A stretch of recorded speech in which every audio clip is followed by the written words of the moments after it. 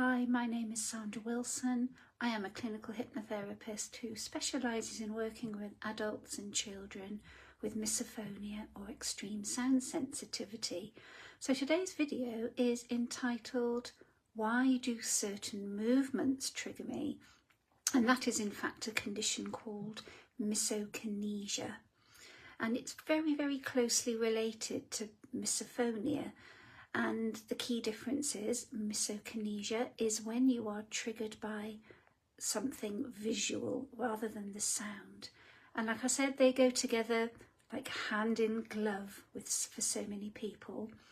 So if you feel yourself feeling irritated, very angry, anxious or very overwhelmed by certain movements, so it could be somebody jiggling their leg or tapping a pen repeatedly or repetitive gestures, you are not alone, especially if those things are out the corner of your eye.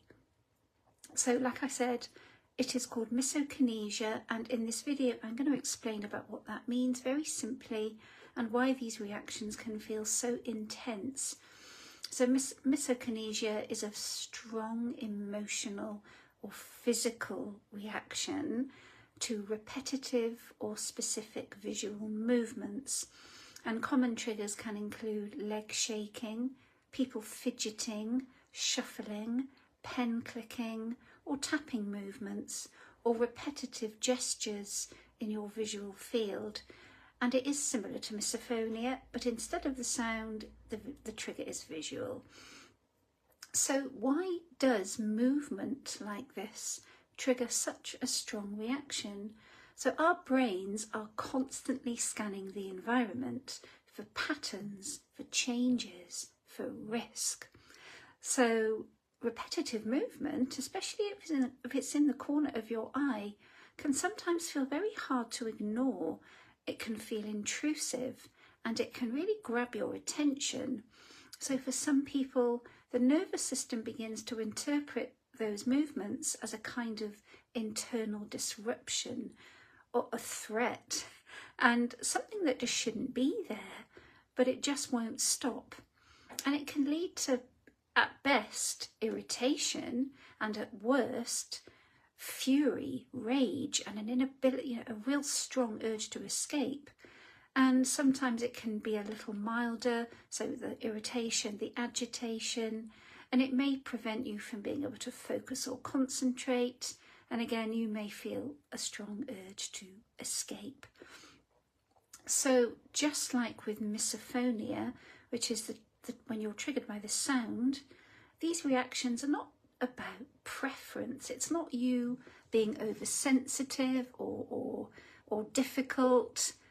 They often just involve a very fast nervous system response over which you have very limited control.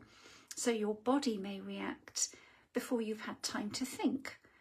And before you have time to think about something quite helpful or logical, like, oh, this shouldn't bother me, or I should just ignore this, because we all know how successful that is, right? And yet the reaction happens whether or not you tell yourself it shouldn't bother you or not. And this is why it can feel so frustrating and distressing.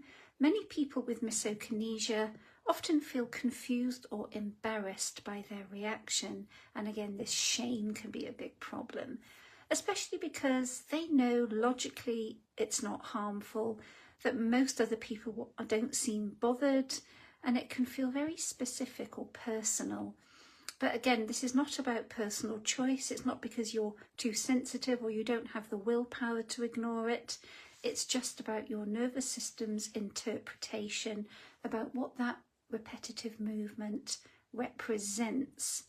And of course, for whatever reason best known to your nervous system, it has decided it is a threat to you. Okay, so it is not your fault, it's not your choice. So can anything help? I guess this is the million-dollar question. Most people that watch my videos may have sensitivity to sound, and that is the thing that, I tend to focus on mostly. But yes, the methods that I practice, the way that I help, can also help with misokinesia or strong visual triggers. And even though it's less widely understood than misophonia, of course less research has been done into it, some very similar principles apply. So that is approaches that focus on your nervous system, what is happening in your subconscious mind, reducing overall stress load. So if you are very, very stressed about other things, of course you may notice that the triggers are more intense. And of course I can help you to gently work with your attention and perception and try to help regulate the nervous system so the intensity can just be reduced over time, of course. So if you experience strong reactions to movement as well as sound, it doesn't mean there is something wrong with you. It just means that your nervous system has learned to react in a certain way and is particularly sensitive to patterns, whether auditory or visual. And with the right kind of understanding and support, those reactions can become more manageable. And if you'd like to learn more, you're very welcome to subscribe to this channel or explore the resources in the comments below. I have also put links to my website. My website does focus more on misophonia, but again, there is such a strong similarity to what is happening in the nervous system. So anything you read about misophonia, you can pretty much apply to misokinesia as well. And I'll be back with more content another day. Bye for now.